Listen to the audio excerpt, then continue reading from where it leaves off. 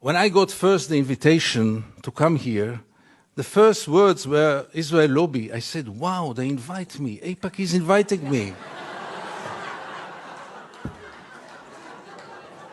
And then I said, that's the chance of my life. And I'm going to come there to Washington and to tell them, listen, with friends like yours, Israel does not need enemies. I think that we are dealing with a corrupting friendship.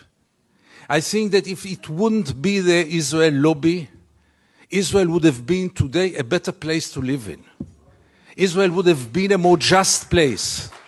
If it wouldn't be the Israel lobby, the United States would have been a better place and a more democratic place. Nothing can explain how administration after administration, legislators after legislators, are going in the very same way, which contradicts American interest in so many cases, which contradicts international law, human rights, moral value. It is very clear. Think about a relative of yours or a friend of yours who is, God forbid, a drug addict. There are two ways to deal with him. One is to supply him with money and he will go and buy more drugs. He will be very grateful to you. He will appreciate you. He will tell you, you love me, you are my friend, you are my best friend. The other way is to send him to a rehabilitation center. He will be so mad at you. But what is real care? And what is real love? And what is real friendship? And does anyone in this hall have the slightest doubt that Israel is occupation addicted? And reality is that there is no chance for a change from within the Israeli society. The Israeli society had surrounded itself with shields, with walls, not only physical walls, but also mental walls. The only hope is for an international intervention from Washington, from the United States, from the EU, because the Israeli society is by far today too brainwashed. And Israel, let's face it, is a society which lives in denial, totally disconnected with reality. Would it be a private person? I would recommend either medications or hospitalization, because people who lose connection with reality might be very dangerous, either to themselves or to society. Three principles which enable us Israelis to live so easily with this brutal reality. A, most of the Israelis, if not all of them, deeply believe that we are the chosen people. And if we are the chosen people, we have the right to do whatever we want. B, there was never in history an occupation in which the occupier presented himself as the victim. Not only the victim, the only victim around. This also enables any Israeli to live in peace because we are the victims. The third set of values is the most dangerous one. And this is the systematic dehumanization of the Palestinians, which enable us, Israelis, to live in peace with everything. Because if they are not human beings like us, then there is not really a question of human rights. Is it good for Israel? No, it's very corrupting. Because as long as the United States enable Israel to continue, why would Israelis go for a change? What incentive? Why would they bother? Gidon Levy is a columnist for the Israeli daily Haaretz and a member of its editorial board. Never was I so convinced that Israel and the United States are really sharing the same values. By the end of the day, we are dealing with two regimes which are very, very similar, with two regimes that have very little to do with democracy.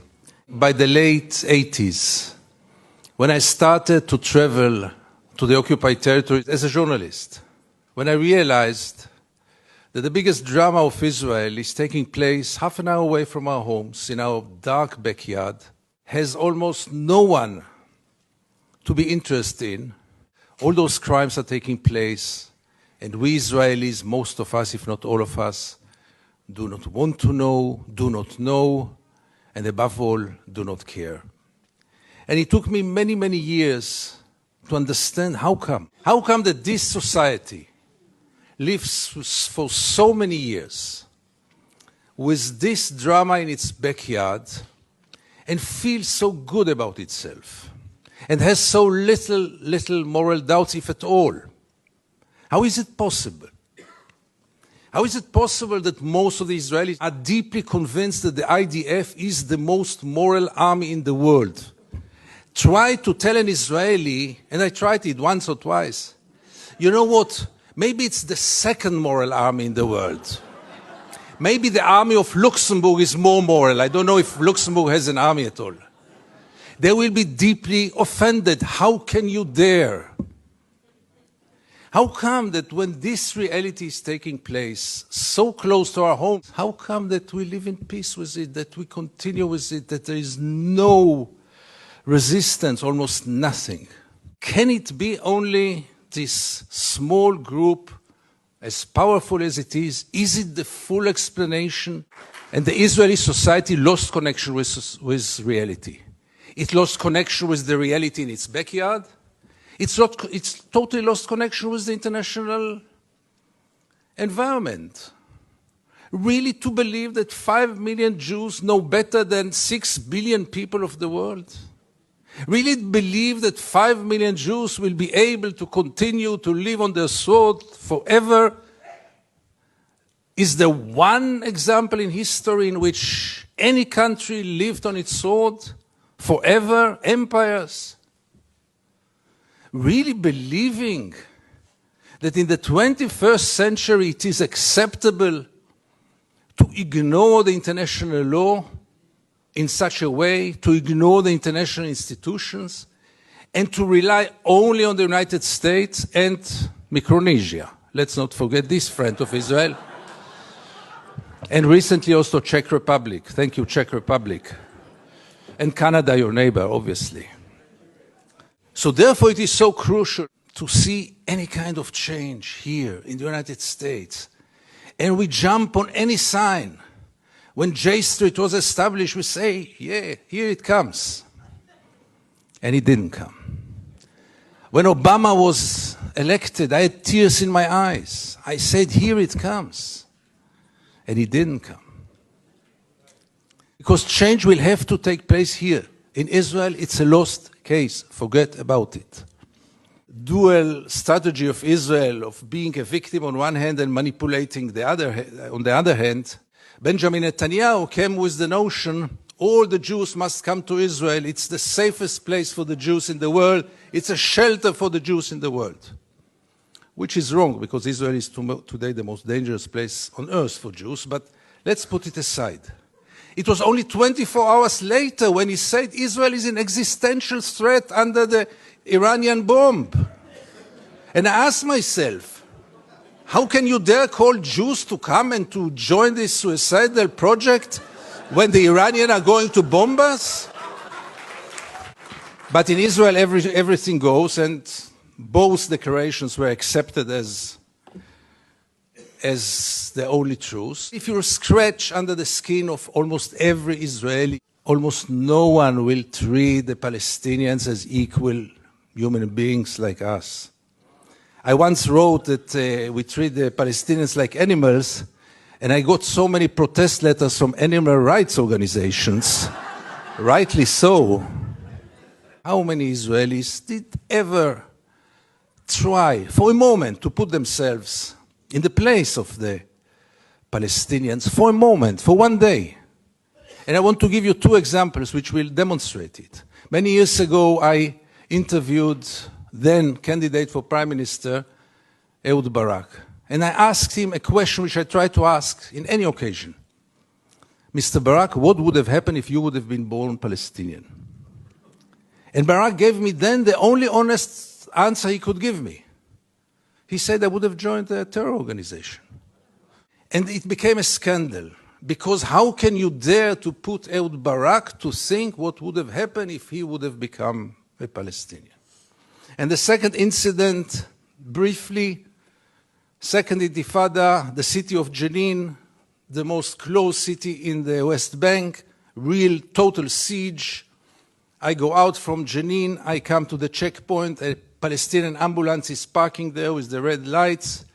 I stand after him, no cars can get out of Jenin in those days, no cars can get in, and I wait. The soldiers are playing backgammon in the tent. Usually I know myself, it's better that I don't get into a confrontation with the soldiers because it always ends up very badly.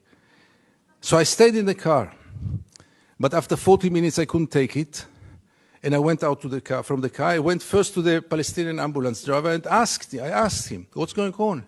He told me that's the routine, they let me wait 1 hour until they come and check the ambulance. And I couldn't take it anymore, and I went to the soldiers. It became a confrontation, but the question that I asked them, which really brought them to direct their weapons toward me, was one. What would have happened if your father would have been lying in this ambulance? This freaked them out. They lost control.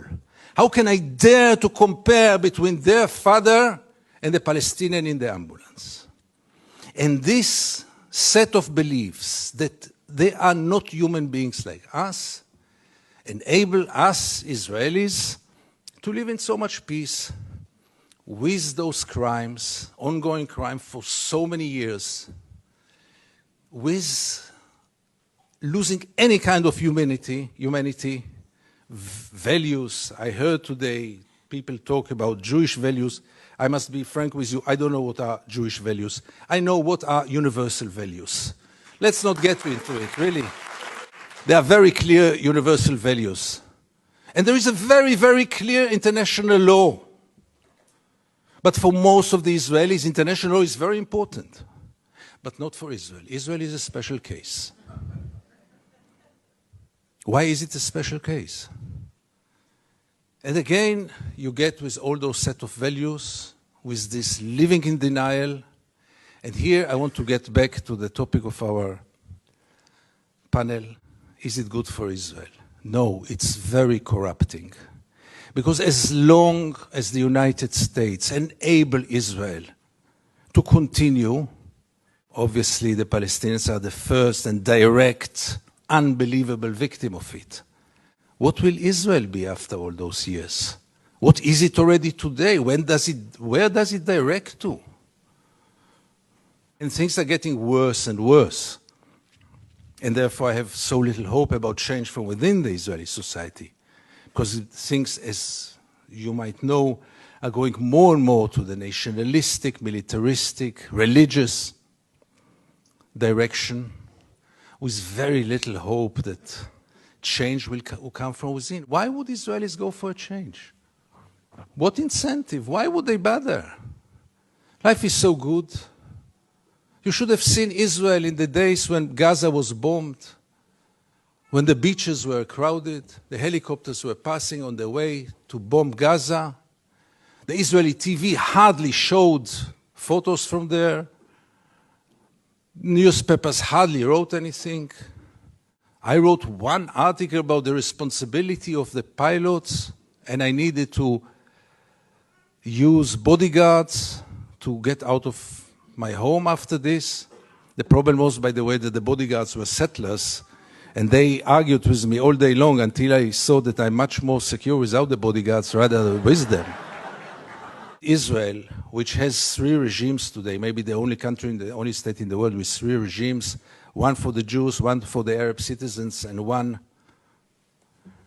apartheid regime in the West Bank and Gaza, one of the most brutal and cruel tyrannies in the world. I realized last summer that it is a democracy for its Jewish citizens, but only if they think like the majority.